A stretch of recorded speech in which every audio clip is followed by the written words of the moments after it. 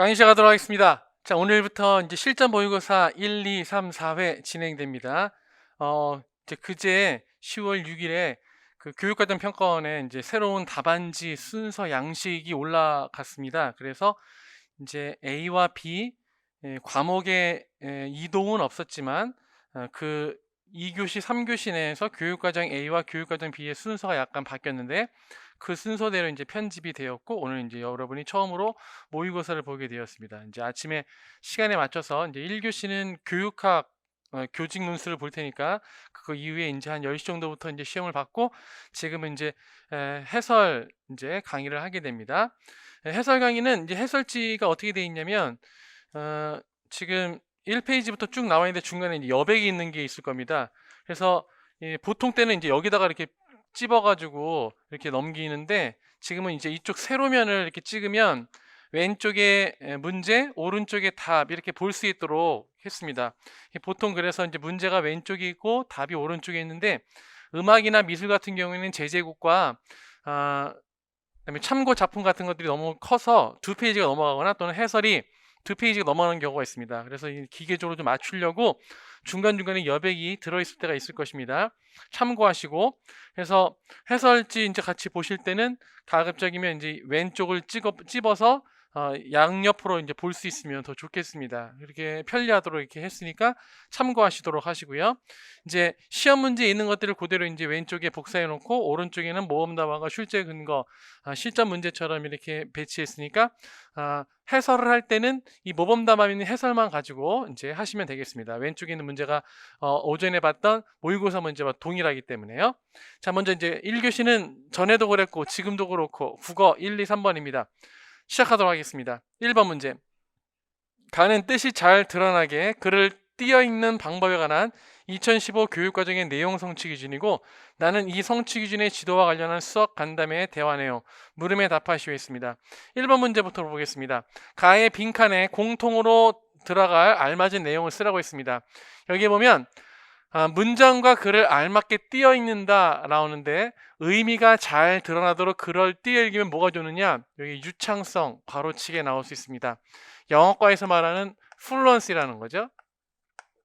액큐러시도 중요하지만 의미가 잘 드러나도록 글을 띄어 읽으면 이제 빨리 읽고 다음에 헤지테이션 없이 그 중간중간에 멈춰서는 것 없이 빨리 읽을 수 있다는 것입니다. 근데 그때 가장 중요한 것이 뭐냐면 띄어 읽기라는 것은 뭐와 일치할 때 의미 단위와 일치할 때 가장 적절하다는 것입니다. 이게 왜 중요하냐면 이 의미 단위의 기본이 어절이라고 했는데 이 어절이라고 하는 것은 형식적인 구분이죠. 말이 이렇게 제가 이제 어떤 말을 이렇게 쭉쭉쭉 해 나가는 데 있어서 사람들은 그 말을 스트링 오브 사운드로 인식하지 않고 어떤 의미의 단위 하나하나씩 연결해 가지고 의미를 이해하게 된다는 것입니다. 예를 들어 우리가 보통 재미있게 언어 생활의 어절이 중요성을 얘기할 때 예로 드는 것이 아버지가 방에 들어가신다와 아버지 가방에 들어가신다. 가짜를 이쪽에 붙이느냐 이쪽에 붙이느냐에 따라서 의미가 완전히 달라지죠. 그래서 하나는 아버지 가방에 들어가신다는 좀 이상한 말이 되고 뭐 살인한 것도 아니고 뭐 토막살인 해가지고 가방에 집어넣지는 않았을 거 아니에요. 아버지가 방에 들어가신다가 이제 적절한 의미 이해의 핵심이 되는 거죠. 따라서 이 어절이라고 하는 강제적인 형식이 뭐에 의미에 영향을 준다는 그런 의미가 되겠습니다. 그런데 뭐가 더 앞서느냐? 역시 강제적인 형식보다는 의미 단위가 더 중요하다. 예를 들어 이 가치 할 때 이제 이 가치 이렇게 할 때는 원래는 띄었어야 되는데 우리가 좀 가독성을 높이거나 의미가 잘 이해될 때는 뭐 이 가치 이렇게 붙였어도 됨을 허용하고 뭐 이런 것들이 있지 않습니까? 따라서 우리가 의미를 잘 살리기 위해서 이런 어절들을 그러니까 쓰기 또는 읽기 자료에 제시를 하지만 더 중요한 것은 무엇이냐? 의미다. 이게 1차적인 목표다. 우리가 말을 왜 하는 것이냐? 어절별로 예쁘게 쓰기 위해서 또는 어절별로 예쁘게 읽기 위해서 글을 이제 어절로 나누는 것이 아니라 뜻을 이해하려고 또는 상대방의 의도를 파악하려고 이제 글을 읽거나 쓰기 때문에 그것이 이제 의미가 첫 번째다라는 것입니다. 보통 영어로는 미닝이라고 쓰지 않고 센스 그룹, 영어로는 센스 그룹 이렇게 표현해서 영어에서는 이런 센스 그룹마다 스트레스가 있어서 스트레스의 숫자에 따라서 이 센스 그룹이 나눠진다 뭐 이렇게 얘기하고 있죠. 보통 주부에서 한번 끊어지고 술부에서 한번 나오고, 술부가 길어져서 대절로 뭐 수식이 될 때는 대절에서 전에서 한번 끊어주고 뭐 이런 것들이 있습니다. 그래서 우리 교육 과정에서도 이 의미 단위라는 것을 강조하고 있다라는 것이죠. 그래서 가장 기본적인 것은 보통 이제 어절이 몇 개가 이제 생기면 또 그다음에 구보다 더 큰 것은 문장 보호로 알 수 있다는 거죠. 쉼표라든지 마침표, 느낌표, 물음표가 있으면 거기에서 일단 띄어 있는다는 것을 알 수 있습니다. 그런데 이제 그것도 모자라서 더 나아가서는 이미 갖고 있는 구어 능력, 아버지가 방에 들어가신다라고 이해할 것인지, 또는 아버지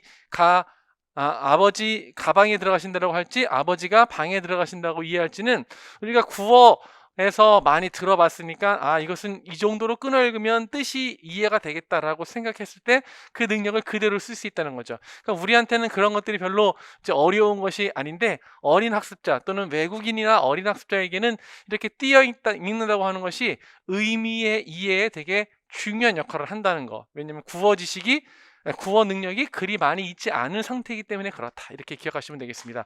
따라서 1번은 교육과정에서 중요하게 이제 목적으로 제시되어서 핵심 개념으로 이제 제시될 수 있는 의미 단위가 핵심 요소다라고 쓰시면 되겠습니다. 2번입니다. 띄어 읽기를 지도할 때는 먼저 교사가 소리내어 시범 읽기 발표. 자, 이제 시범 읽기를 한번 해보도록 하겠어요. 선생님 하는 거 잘 보세요 하면서 시범을 보여주고, 각각의 읽기가 어떻게 느껴지는, 어떻게 더 자연스러운지, 이게 좋은지 저게 좋은지, 선생님 이거는 어떤 뜻이에요? 라고 하면서 질의응답을 하고, 이제 학생이 스스로 이제 그 활동을 하게 되면 이것은 무엇이냐, 아이들이 모르는 것들을 또는 지적인 요소들을 선생님이 시범 보여서 질의응답 한 다음에 학생들이 실제로 활동할 수 있도록 하는 거, 직접 교수 모형이다 라고 쓰시면 되겠습니다. 그래서 시범이 핵심적인 키워드이고 직접 교수 모형이 답이다, 이렇게 기억하시면 되겠고요.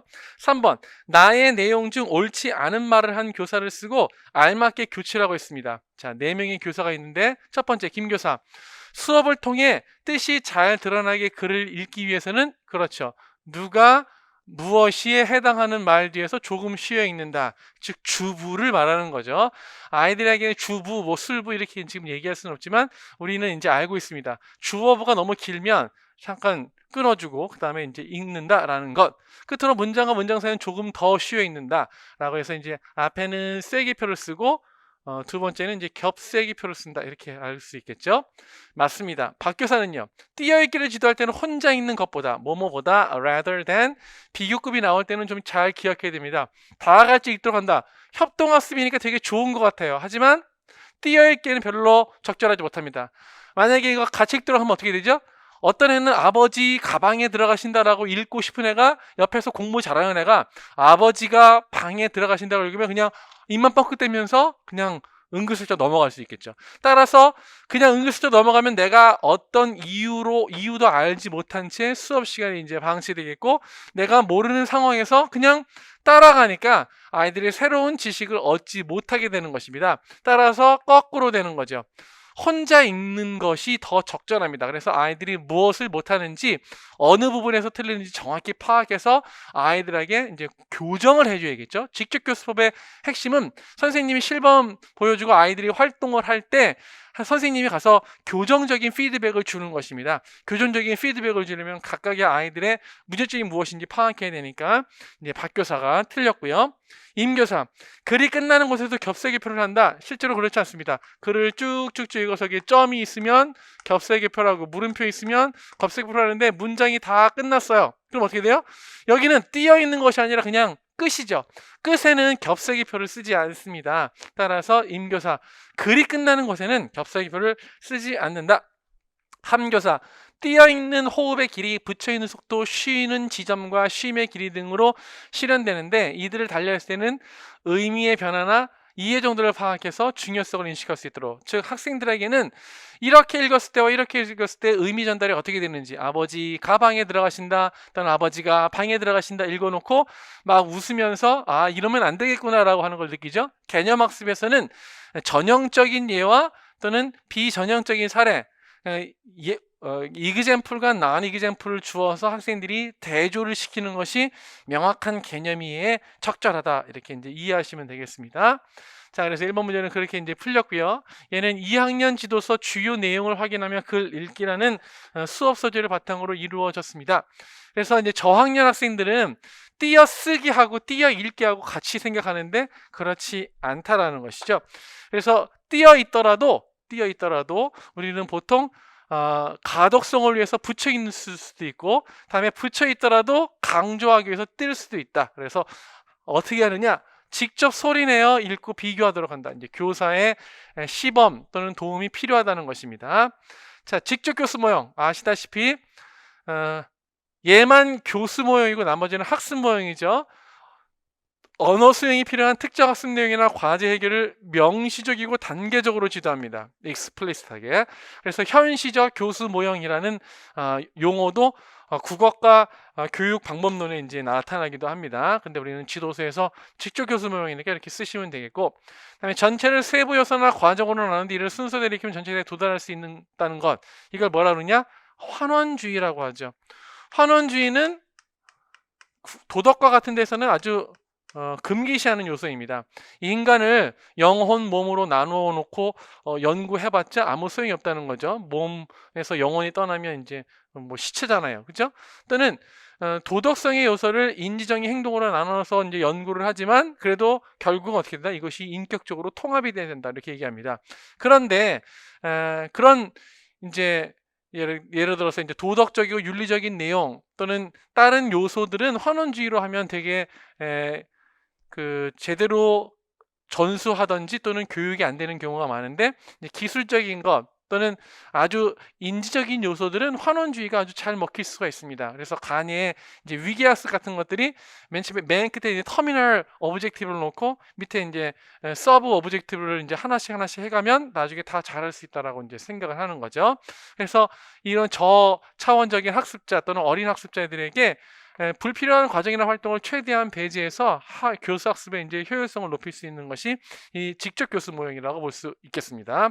그래서 제일 중요한 것이 이제 역시나 교사가 학생들한테 알려줄 수 있는 시범이 아주 중요한데, 시범을 보일 때는 다른 것들은 이제 눈으로 볼 수 있는 것들이 있지 않습니까? 미술 같은 것들은 이렇게 그리는 모습을 보여준다든지, 음악 같은 경우는 이제 노래를 불러준다든지 악기 운지를 하면서 이제 연주를 하면 애들이 딱 볼 수 있는데, 국어는 생각을 하는 교과잖아요. 따라서 이제 사고구술법 등을 사용해서 가시적으로 드러나지 않는 과정을 설명한다. 즉, verbalize 한다 또는 visualize thinking 한다, 이렇게 이제 얘기할 수 있겠습니다.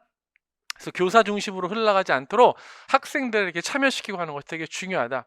그다음에 띄어 읽기, 혼자 읽도록 해서 기계적으로 띄어 읽는 것을 방지한다. 이게 핵심적인 요소가 되겠습니다. 그래서 기계적으로 띄어 읽는 것은 옆에 사람 보고 또는 그냥 아무런 이유도 모른 채 띄어 읽는 것, 이거는 아주 지양해야 되는 요소다. 이렇게 잘 기억하시기 바랍니다. 네, 다음 문제에 들어가도록 하죠. 2번 문제입니다. 이번에는 이제 5학년으로 넘어갑니다. 아래에 가는 5학년 아는 것과 새롭게 안 것 단원의 수업 활동 중 하나이고 나는 이 단원을 지도하는 교사들이 나누는 대화이다. 물음에 답하시오. 낱말이 짜임이 같은 것끼리 옮겨보세요, 이렇게 나왔죠. 지금 낱말을 이제 정렬하는 활동 이렇게 하고 있습니다. 그렇죠? 그러니까 지금 합성어, 파생어 뭐 이런 것들 또는 단일어, 복합어 이런 것들을 이제 구분하는 그런 활동인 것으로 이제 추측할 수 있고요. 나이는 나눈 대화. 자, 1번입니다. 대상 학생을 고려하여 가의 빈칸 기억과 니은에 알맞은 낱말의 범주와 디귿리을에 알맞은 예시를 집어넣어라. 이렇게 봤더니 이제 우리나라는 우리나라로 이렇게 이제 둘로 나눌 수 있고, 이불은 이, 불 나누면 안 되죠. 뭐 이빨에 이하고 불났다 불하고 해가지고 이불이 되는 것은 아니니까. 따라서 왼쪽에는 이제 복합어로 얘기할 수 있고 왼쪽은 단일어로 얘기할 수 있습니다. 그래서 욕심, 꾸러기, 그다음에 풋점, 시냇물. 풋장 같은 경우는 이제 풋이라고 하는 것이 이제 독립적으로 쓰일 수 없기 때문에 아, 아, 뭐야? 이제 시냇물하고는 조금 다른 요소이지만 그러니까 파생어와 이제 합성어가 둘 다 있지만 둘 다 복합어에 해당되고 이쪽에는 이제 마을, 얼굴, 이불 이렇게 해가지고 단일어가 되겠다. 그래서 아이들이 이런 예시 요소도 알고 그다음에 이렇게 카테고리도 정하는 활동을 하게 된다라고 하는 거죠. 자, 2번입니다. 어휘 지도의 방법에는 크게 낱말의 의미 지도를 위한 것과 낱말의 구조 지도. 그래서 낱말의 의미 지도는 내용상의 접근이죠. 내용, 즉 의미상의 접근입니다. 다음에 낱말의 형식적인 접근은 낱말의 구조 지도다. 근데 플러스 알파로 말놀이를 통한 지도가 있다. 이렇게 이제 우리가 설명을 했습니다. 얘는 추가적인 요소이고 가장 기본적으로는 내용 아니면 형식적으로 단어를 공부하는 것이 이제 두 가지 요소입니다. 그래서 가해 활동은 낱말의 구조 분석을 통한 지도 중 어떤 활동이 되느냐?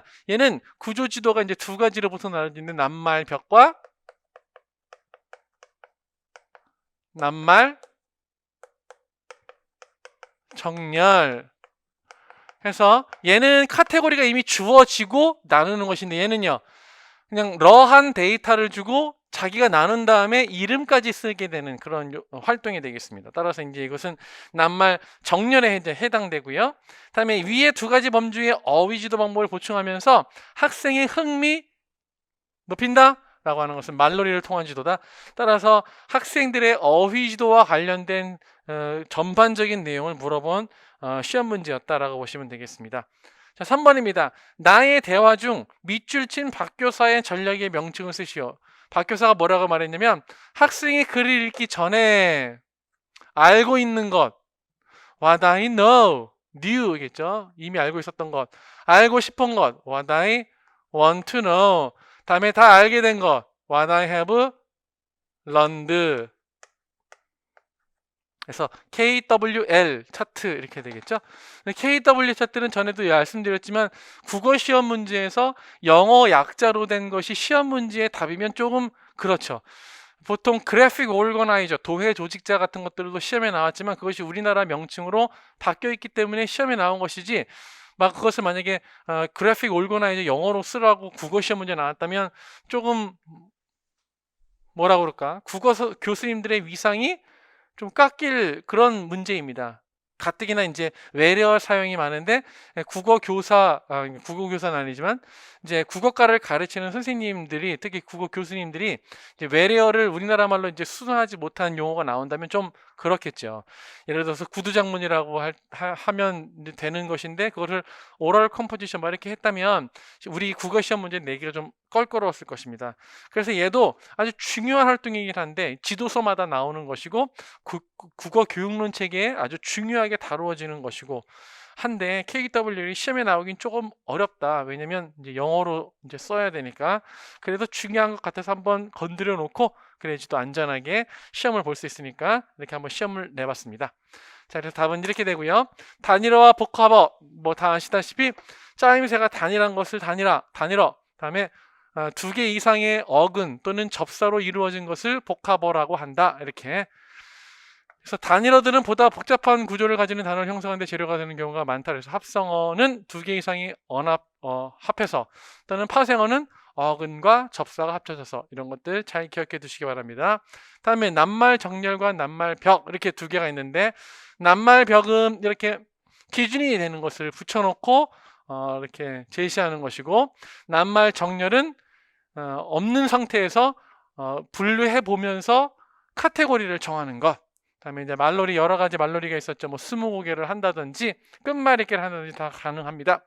자, 이미 시험에 나온 배경 지식 활성화 전략 예측하기 뭐 이런 것들이 시험에 나왔는데 그것 말고도 뭐 KWL이랄지 또는 질문하기 이런 것들 다 시험에 나올 수 있는 것이고 연상하기도 제목이나 교사가 제시한 자료에 기초해서 학생들이 브레인스토밍 하는 것을 연상하기라고 할 수 있다. 이런 요소들을 잘 기억해 두시기 바랍니다.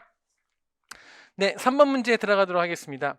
다음은 5학년 학생들을 대상으로 겪은 일을 써요 단원의 수업을 하고자 하는 박교사가 정리한 내용. 뭐 다 아시겠지만 계획하기, 내용 생성하기, 내용 조직하기, 표현하기, 수정하기, 조정하기 해서 글쓰기, 과정 중심 글쓰기를 얘기하고 있습니다. 자, 1번 문제입니다. 다음은 기억에 들어갈 수 있는 방법. 기억이 뭐냐면 내용을 조직하는 방법, 응집성과 통일성을 높이는 것인데요. 이 방법은 그래 뼈대 하면 이제 아웃라인이 되는 거죠. 그래서 아웃라이닝, 개요짜기 이렇게 이제 보시면 되겠습니다. 또는 얼개짜기. 이런 활동은 초고를 쓰는 데도 필요하지만 그 자체로도 중요하며 조직적인 사고를 하는데 이제 필요하다라고 하는 것. 그래서 제가 이제 조직할 때는 제일 중요한 것이 CMOC 이렇게 얘기했죠. 그래서 클러스터링, 그다음에 마인드 매핑, 아웃라이닝, 컨퍼런싱. 다발짓기, 생각금 만들기, 얼개짜기, 협의하기 이렇게 되겠습니다. 그 중에서 이제 아웃라이닝을 얘기하는 것이고 다른 요소들도 시험 문제에 나올 수 있다. 2번 문제입니다. 2015 교육과정 내용 체계를 근거로 과정적인 쓰기 지도 단계. 이미 시험에는 내용 생성하기와 내용 조직하기의 목적이 무엇이냐 시험에 나왔었습니다. 따라서 수정하기 또는 계획하기, 지금 시험 문제로 나온 표현하기가 시험 문제에 나올 수 있으므로 잘 기억하도록 하시고요. 거기에 나타나는 방법으로는 말로 쓰기, 내리 쓰기, 그다음에 문장 쓰기, 의미지도 그리기가 있으니까 잘 기억하시기 바랍니다. 그런데 나머지 단계 중 글쓰기 전과정에서 일어나는 것 당연히 이제 조정하기가 되겠죠. 조정하기라는 것은 원래는 메타코그니티브, 즉 상위인지를 사용해서 쓰기 전에, 쓰기 중에 모니터링하고 쓴 후에 평가하고, 그래서 플래닝하고 모니터링하고 이밸류에이팅하는 그런 활동들이 일어나는 것을 조정하기라고 합니다. 그래서 조정하기 기억해서 쓰시면 되겠습니다. 3번입니다. 디귿과 리을에 알맞은 내용과 미음의 5가지 형태. 이미 뭐 시험에 나왔다고 볼 수 있는데 또 다른 말로 해보면 뭐예요? 단어 수준은 좀 더 하위 수준이고 글 전체 수준은 상위 수준이죠. 그래서 이렇게 이루어진다라고 하는 것을 이미 시험에서 봤습니다. 그때는 이제 교과 교육론 체계는 뭐가 나오느냐? 이제 상위 수준에서 하위 수준으로 이렇게 나온다.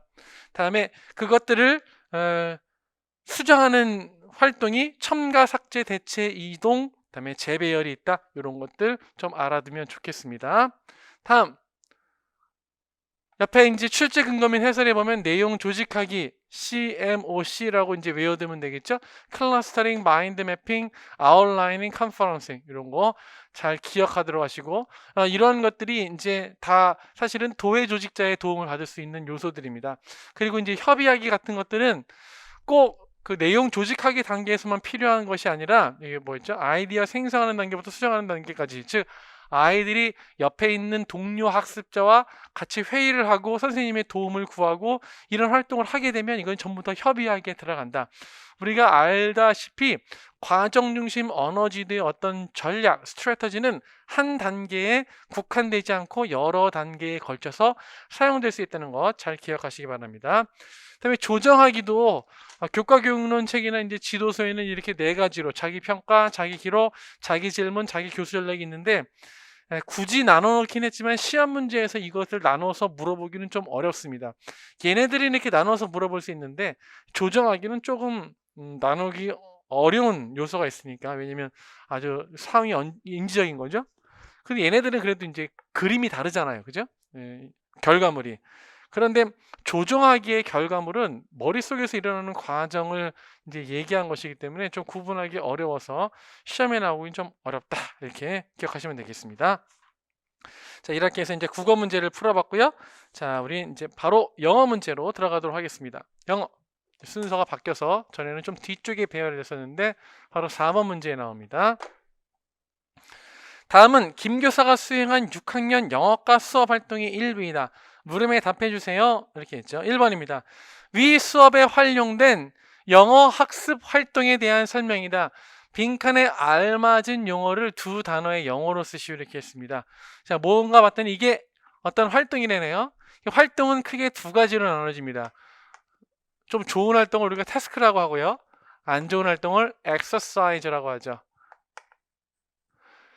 드릴링 같은 것들은 exercise라고 보통 표현하고 우리가 이제 뭐 직소랄지 인포메이션 갭이랄지 그런 의미 중심의 활동을 태스크라고 이렇게 구분을 합니다. 얘네들을 구분하지 않고 일반적으로 사용하는 것을 액티비티라고 보통 표현하고, 그런 액티비티를 교사가 이제 계획을 해가지고 활동을 한다. 그런 것들을 이제 교사 입장에서는 테크닉이라고 한다.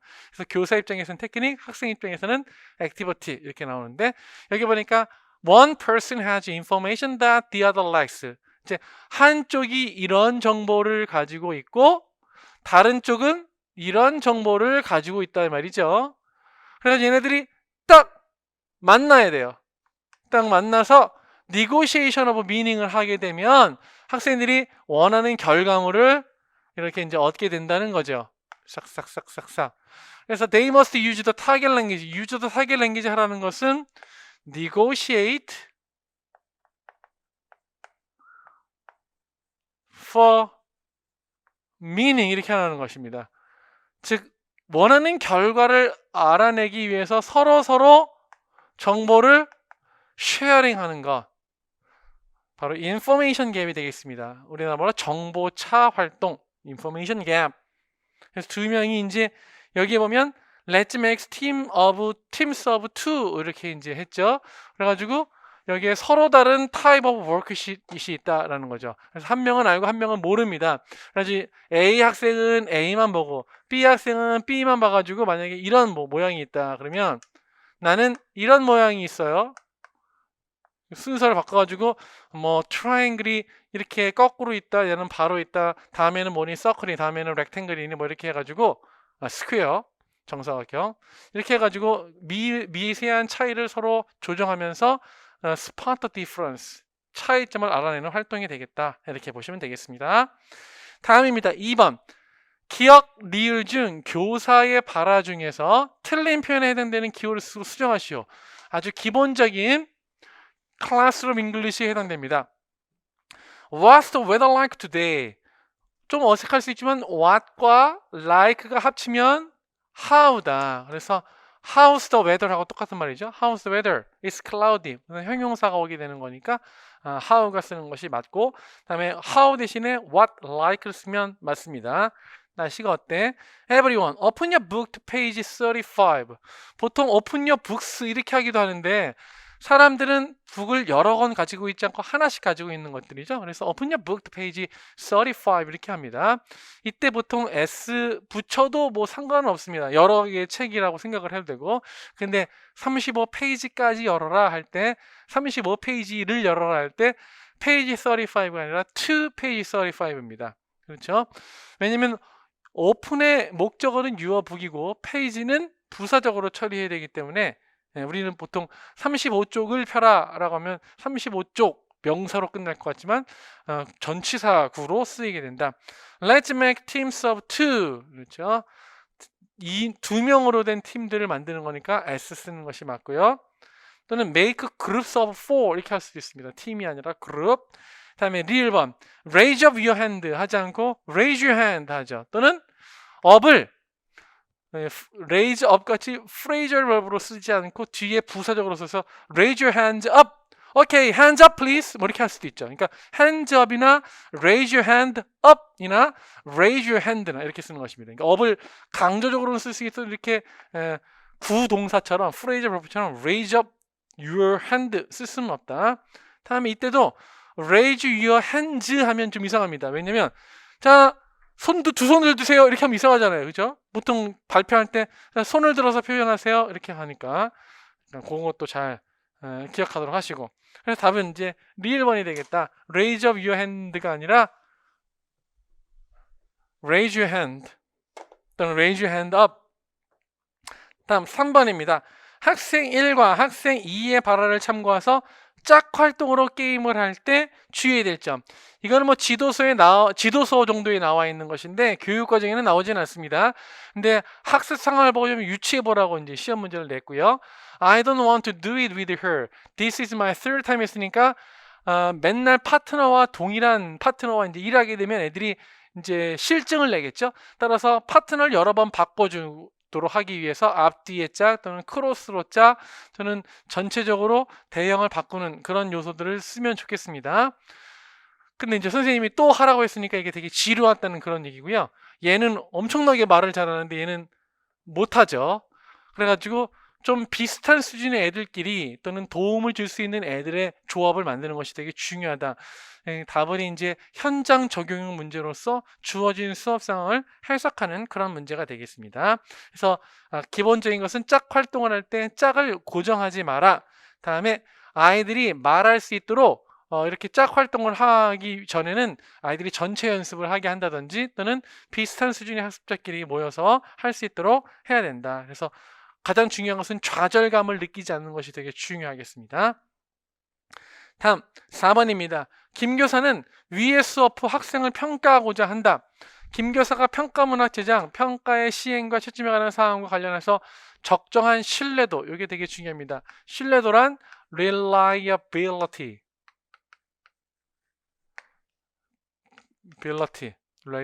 유지할 수 있도록 2015 교육과정의 평가 방향에서 권고하는 것은 무엇이냐면 평가 계획서. 평가 계획서를 우리가 보통 스페시피케이션이라고 하거든요.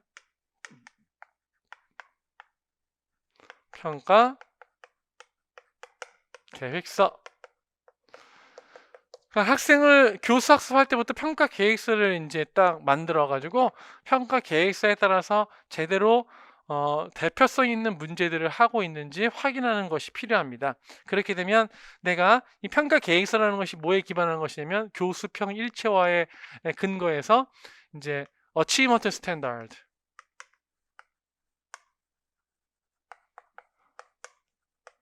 성취 기준이죠. 이 성취 기준에 따라서 학습 목표를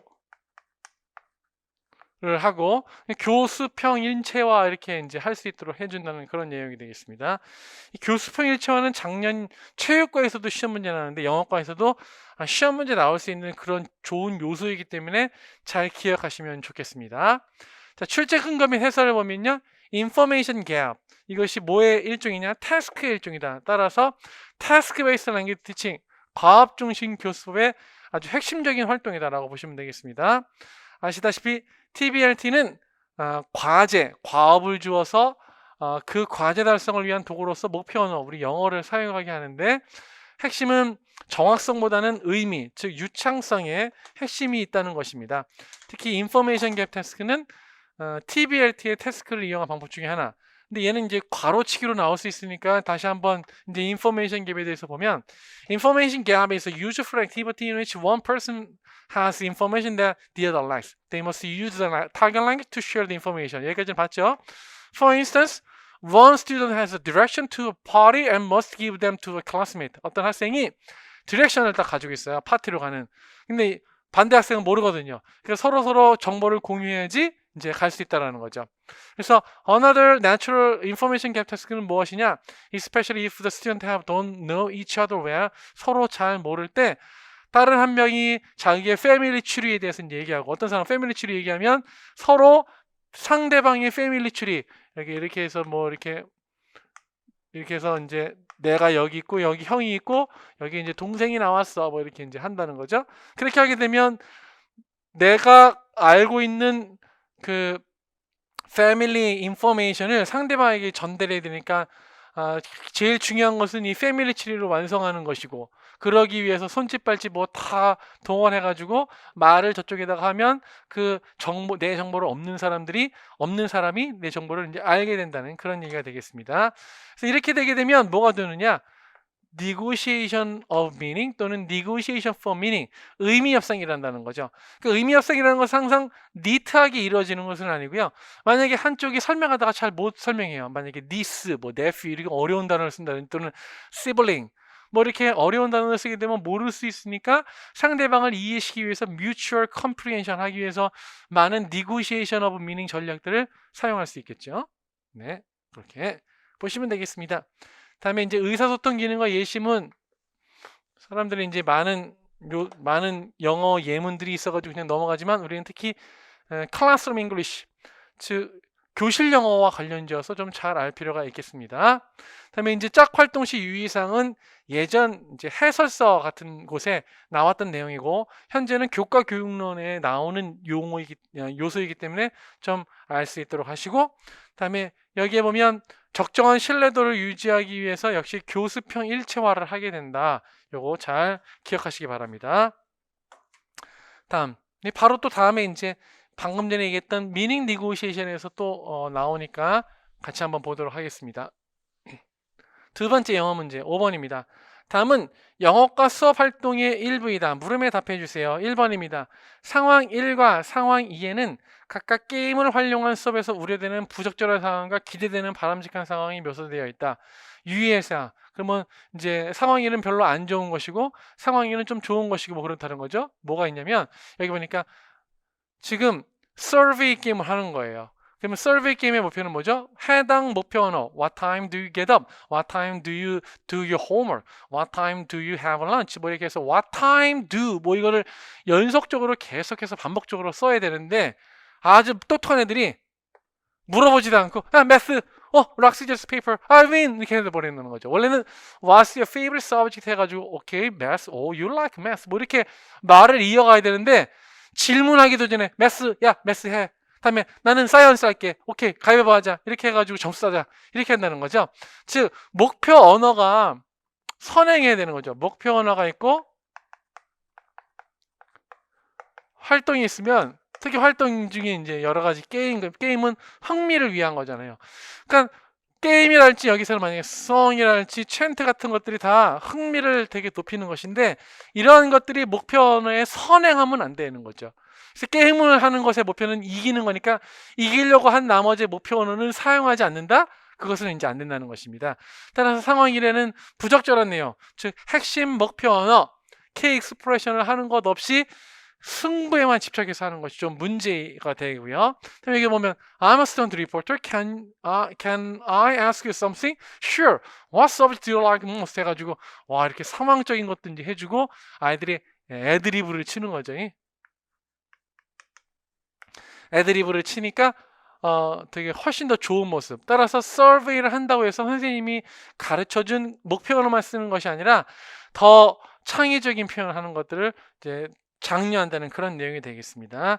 얘도 다분히 현장 적용적인 문제인데 게임의 부작용과 관련돼서 시험 문제 나올 수 있기 때문에 한번 서술해 봤다 이렇게 보시면 되겠습니다. 다음 2번입니다. 다음은 상황 3과 관련된 개념을 설명한 것이다. 빈칸에 알맞은 용어를 한 단어의 영어로 쓰라고 했습니다. 근데 우리는 공부한 사람은 long은 interaction hypothesis 상호작용 가설. 다음에 크라시에는요 인풋 가설. 다음에 메릴 스웨이는요 아웃풋 가설. 이렇게 이제 아시면 되겠습니다.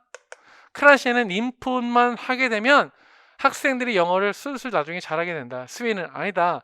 아웃풋도 연습해야 된다. 롱은요 싸우지 마라. 상호작용하는 중에 막히게 되면 커뮤니케이션 브레이크다운이라게 되면 미닝 니고시에이션 전략 보통 3-4가지 되는데 그런 것들을 활용함으로써 학생이 영어 습득이 잘 일어난다라고 하는 거죠. 그래서 인터랙션 하이포시스이고요. 여기에서는 which input is modified and contribute to comprehension acquisition. 이 modify 된다는 것이 내가 처음 쓴 말을 잘 모르니까 딱 상대방을 이해시키기 위해서 또는 내가 한 말이 잘못됐으면 또는 그것을 이제 좋은 즉 accurate하고 그라마티컬한 언어로 바꿔서 쓰려는 노력을 하다 보면 학생들이 서로 mutual comprehension과 acquisition이 일어난다고 하는 것입니다. 그래서 이 negotiate meaning 하게 된다는 거죠. interact를 명사 썼으면 금방 풀 수 있는 것인데 근데 negotiation하고 meaning은 무엇이냐? 둘이 서로 대화를 하다가 대화가 막힌 상황에서 그거를 풀기 위해서 여러 가지 collaborative effort 뭐예요? 협동적인 노력을 하게 되는데 그 노력이 어떻게 일어나느냐? comprehension check, confirmation check, clarification request 이렇게 나타나게 된다. comprehension check은 내가 말하고 상대방이 잘 이해했는지 스피커가 물어보는 것이고, confirmation check은 앞에 한 사람이 말을 반복해서 확인하는 것이고, clarification request는 잘 못 알아들어서 pardon 하는 것이고, 이렇게 이제 제가 설명드렸죠. 그러니까 여기 보니까 what subject 했더니 what did you say? 해가지고 앞에 말을 잘 못 알아들은 거잖아요. 앞에 말을 잘 못 알아들었으니까 clarification request. 하여튼 what 또는 pardon 하게 되면 그거는 clarification request다. 이렇게 알아두시면 되겠습니다. 자, 해설을 잠깐 보도록 하죠. 영어과의 교사학습 방법에서 이제 우리가 협동적인 게임을 하라는 그런 것들이 시험 문제로 나왔습니다. 마찬가지입니다. 협동적인 게임하는 것이 되게 중요하다. 또 학생들이 게임 자체에만 집중하는 거 별로 좋지 않고 창의적인 언어 표현을 장려하는 거, 이거 되게 중요하다. 그리고 이거 시험에 나왔죠. 지나친 경쟁심을 느끼는 것보다는 서로 협력하는 가운데 학습이 활성화될 수 있도록 지도하는 거. 이미 시험으로 다 형상화된 것들 한번 물어봤으니까 잘 기억하시기 바랍니다. 다음에 의미 협상이라고 하는 거, negotiation of meaning. 가장 중요한 것은 negotiation of meaning이 communication breakdown, 의사소통의 이제 그 좌절을 극복하기 위한 노력이라는 것을 잘 기억하시도록 하십시오. 세 가지가 있습니다. clarification request는 명료화 요구,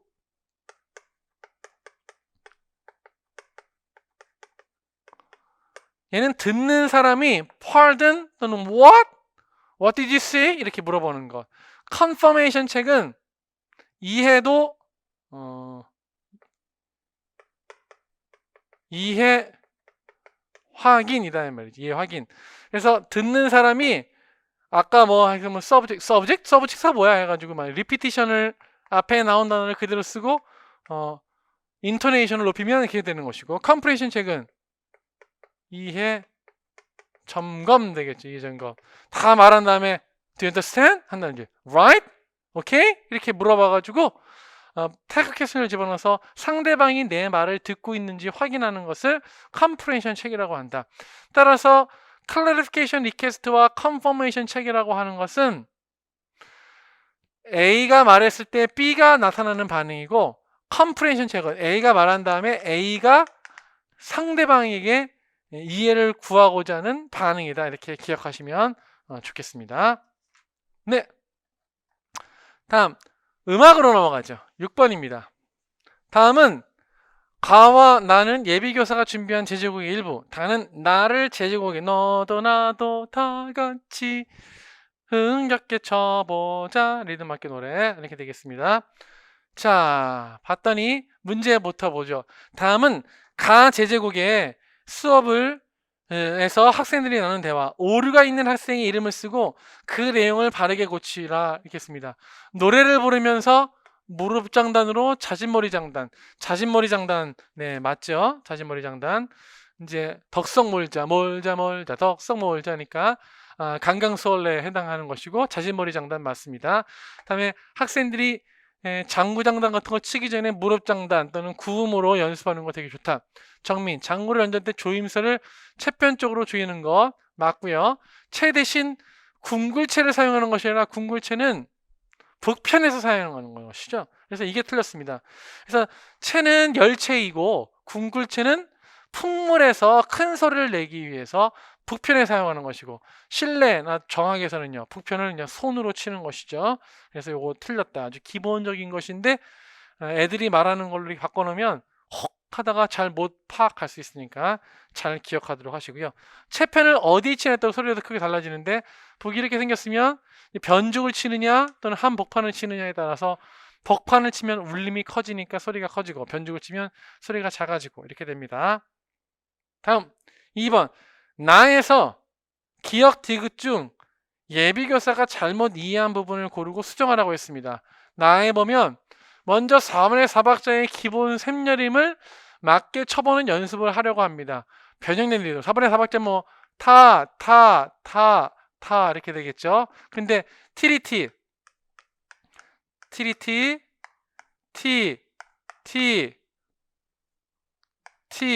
몇 번이 나오는 거야?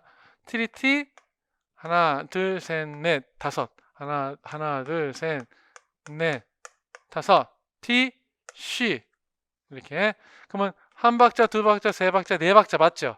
근데 티타, 티타, 타이. 그러면 티, 타, 티, 타, 타이 하게 되면 요거 합해서 이거 한 박자, 요거 한 박자, 요거 한 박자 1.5 하면 4분의 4.5박자가 되니까 안 되는 거죠. 그래서 두 번째, 티타, 티타, 타이는 4분의 4박자가 아니기 때문에 틀리게 되는 것입니다.